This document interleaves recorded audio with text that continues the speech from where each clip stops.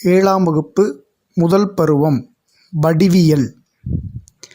ஒரு கோட்டுத்துண்டின் செங்குத்து இருசமவெட்டி வரைதல். பயிற்சி 5.3இல் அளவுகோல் மற்றும் கவராயத்தை பயன்படுத்தி 8 சென்டிமீட்டர் நீளமுள்ள கோட்டுத்துண்டுக்கு செங்குத்து இருசமவெட்டி எவ்வாறு வரையப் போகிறோம் என்பதை பார்க்கலாம். குழந்தைகளே, முதலில் நாம் ஒரு நேர்கோட்டை வரைந்து கொள்வோம்.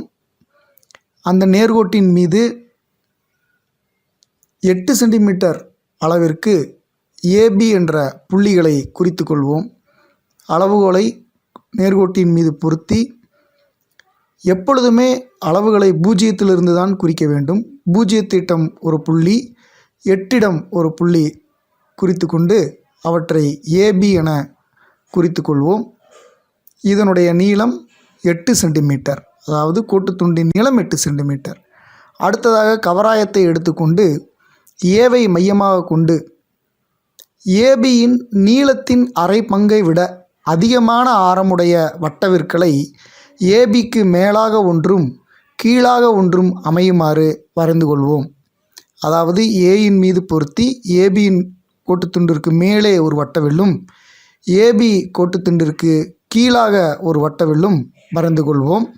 அடுத்ததாக கவராயத்தை அந்த ஆறளவு மாறாமல் பியின் மீது பொருத்தி அதே ஆறளவிற்கு ஏபியின் மேற்புறமாக ஒரு வட்டவில்லும் அதற்கு கீழாக ஒரு வட்டவில்லும் வரைந்து கொண்டு முன்னர் வரைந்த வட்டவிற்களை வெட்டுமாறு வரைந்து கொள்வோம்.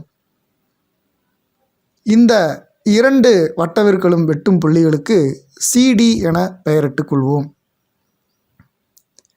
CDயை இணைத்து விடுவோம். C மற்றும் Dயை இணைக்கவும். CD ஆனது ABயை வெட்டும் புள்ளிக்கு O என பெயரிட்டுக் கொள்வோம். CD ஆனது ABயின் செங்குத்து இருசமவெட்டி ஆகும். குழந்தைகளே, இப்பொழுது நாம் வரைந்த இந்த கோட்டிற்கு பேர் செங்குத்து இருசமவெட்டியாகும். இந்த செங்குத்து கோடானது ABயை 2 சமபாகங்களாக பிரித்துள்ளது. செங்குத்தாகவும் பிரித்துள்ளது, 2 சமபாகங்களாகவும் பிரித்துள்ளது. AB என்ற ஒரு கோட்டுத்துண்டிற்கு நாம் எவ்வாறு செங்குத்து இருசமவெட்டி வரைந்திருக்கிறோம் என்பதை பார்க்கிறோம்.